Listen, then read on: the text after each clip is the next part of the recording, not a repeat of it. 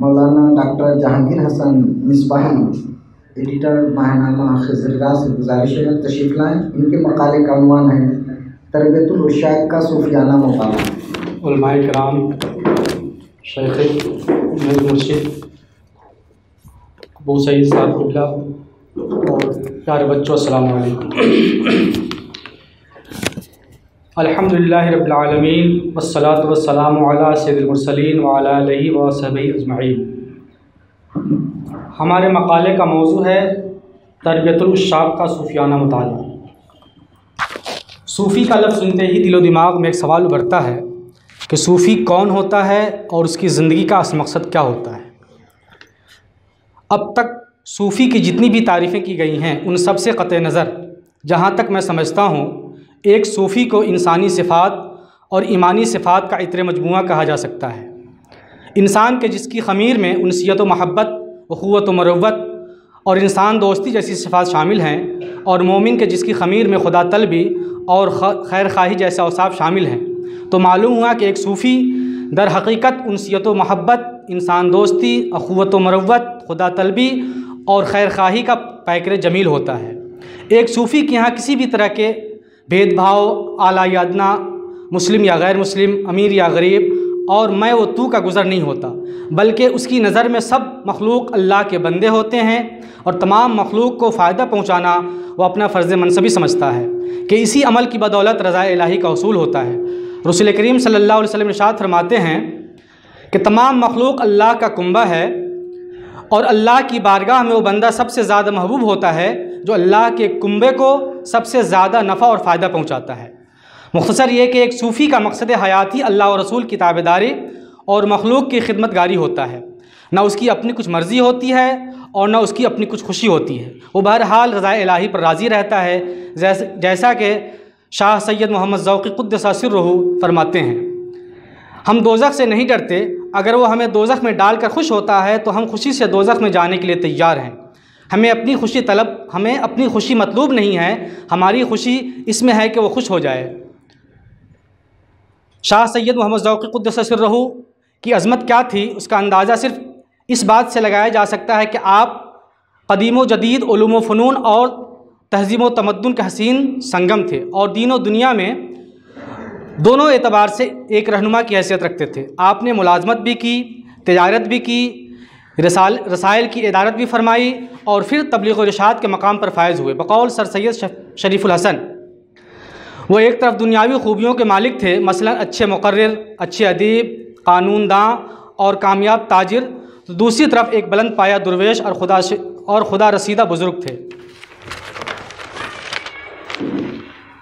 तरबियतुल उशाक आप ही के मलफूज़ात और सवाने व सीरत का रियाज़ुल जन्ना है। ये 3 हिस्सों पर मुनक़सिम है। पहला तीसरा हिस्सा मलफूज़ात और दूसरा हिस्सा सीरत व सवाने पर मुश्तमिल है, जिसे बितरतीब शाह शहीदुल्लाह फ़रीदी, सैयद शरीफुल हसन और कप्तान वाहिद बख्श ने तालीफ़ किए हैं, जबकि इन सब को मोहम्मद हुसैन ने मुरत्तब किया है। हम और हमारी मजाल क्या कि तरबियतुल उशाक या इस जैसे दूसरे मलफूज़ात पर कुछ खामा फरसाई कर सकें, मगर इस उम्मीद के साथ हमने इसके सूफियाना पहलू पर कुछ कहने की हिम्मत की है कि घड़ी भर के लिए ही सही हमारी शकावत भी सादत का लिबादा ओढ़ ले, क्योंकि ज़िक्र की मजालिस में बैठने वाला शकी नहीं होता। हमने जहाँ तक तरबियतुल उशाक का मुताला किया है तो बजा तौर पर पाया है कि ये सूफियाना मनहज का आला नमूना है।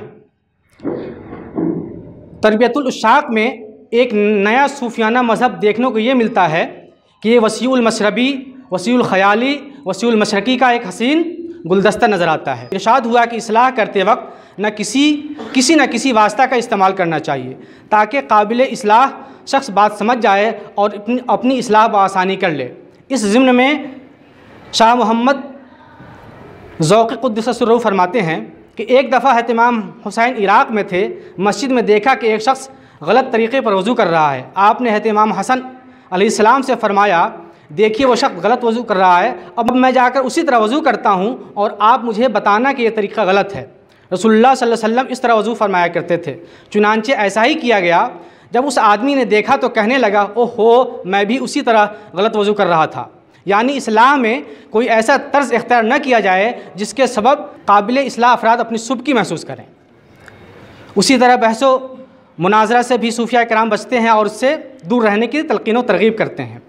बहस मुबाहिसा और मुनाजरा एक दूसरे पर बरतरी पाने और आपसी चकल्लसबाजी के सिवा कुछ नहीं। लिहाजा आप फरमाते हैं कि सालिक को चाहिए कि किसी के साथ बहस मुबाहिसा न करे। मुनाजरे से दिल सख्त होता है, लिल्लाहियत जाती रहती है और नफसानियत आ जाती है।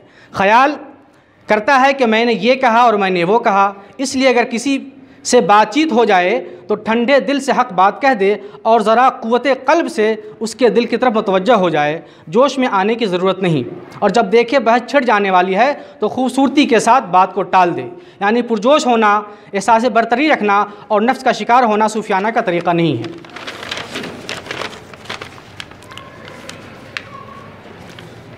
फतवा के मुतल्लिक़ एक वाक़या आप नकल किया है कि महज मसला बता देना और हुक्म लगा देना काफ़ी नहीं, बल्कि ये देखना अहम होता है कि कब, कहाँ, किस तरह और क्या हुक्म लगाना चाहिए। इस सिलसिले में इरशाद हुआ कि ताज़िया के जुलूस से अंग्रेज़ बहुत डरते थे। वजह यह है कि उसमें तलवारें वगैरह इस्तेमाल की जाती हैं और फ़ौजी जज्बा पैदा होता है। एक दफ़ा शाह अब्दुल अज़ीज़ साहब ने फतवा दिया कि ताज़िया निकालना बिदअत है। जब दिल्ली के चीफ कमिश्नर ने सुना तो आपकी खिदमत में पहुँचा और दरियाफ़्त किया कि क्या वाकई आपने ये फतवा दिया है। तो इस मौके पर आपने फरमाया, अगर तू पूछने आया है तो मैं ये कहूँगा कि ताज़िया निकालना फ़र्ज़ है। इस तरह का फतवा एक सूफ़ी आलिम और मुफ्ती ही दे सकता है। आखिर में एक और वाक़या सुनाकर मैं रुख़्सत होना चाहूँगा। सूफियाना तर्ज़ फ़िक्र इंसानों के दरमियान, मखलूक के दरमियान वो कैसी सोच रखते हैं। एक सूफ़ी को किस तरह सोचना चाहिए और किस तरह की बातों से सरोकार रखना चाहिए, इस सिलसिले में इरशाद फरमाया। बाज़ लोग यजीद पर लानत भेजते हैं इसलिए कि उसने अहले बैत पर जुल्म किया, और बाज़ लोग उसे लानती कहने से एतराज़ करते हैं। उनका ख़्याल है कि सैयदुश्शुहदा हज़रत इमाम हुसैन अलैहिस्सलाम रहमतुल्लिल आलमीन सल्लल्लाहु अलैहि वसल्लम के नवासे हैं। बहुत मुमकिन है कि आपने यजीद को माफ़ कर दिया हो। एक दफ़ा किसी ने ख्वाजा कुतुबुद्दीन बख्तियार काकी से दरियाफ़्त किया, यजीद पर लानत भेजने से मुतल्लिक़ आपका क्या ख़्याल है। आपने फरमाया कि भाई, मुझे आज तक ये नाम लेने का इत्तफ़ाक़ ही नहीं हुआ। इस पर तबसरा करते हुए शाह मोहम्मद ज़ौक़ी इरशाद फरमाते हैं कि बाज़ लोगों की आदत होती है कि वो दूसरों की बुराइयों की टोह में लगे रहते हैं, और उससे ये नुकसान होता है कि अगरचे वो ख़ुद उस बुराई के मुर्तकब नहीं होते, लेकिन हर वक्त बुराई के तख़य्युल से दिल में तारीकी आ जाती है। जैसे एक आदमी अगर खाना खा रहा है और दूसरा आदमी उसके सामने किसी गंदी चीज़ मसलन पेशाब वगैरह का जिक्र करे तो खाना खाने वाला कहेगा कि भाई ज़रा हमें खाना खा लेने दो। बे नहीं दूसरे को अयूब तलाश करने, बयान करने या सुनने से अपना क़ल्ब भी उन बुराइयों के ताफ़ुन से मुतासिर होता है। इसलिए इंसान को चाहिए कि न किसी की बुराई करे और न किसी की बुराई सुने। खुलासे कलाम यह कि तरबियतुल उश्शाक़ मलफूज़ाती अदब में रियाजुल जन्नह की हैसियत रखता है, जिसके पास से गुज़रने वाला बग़ैर कुछ हासिल किए नहीं रह पाता और अपने लिए भी ज़्यादा राह बनाता है, दुनिया में भी और आखिरत में भी कामयाब होता है। अस्सलामु अलैकुम।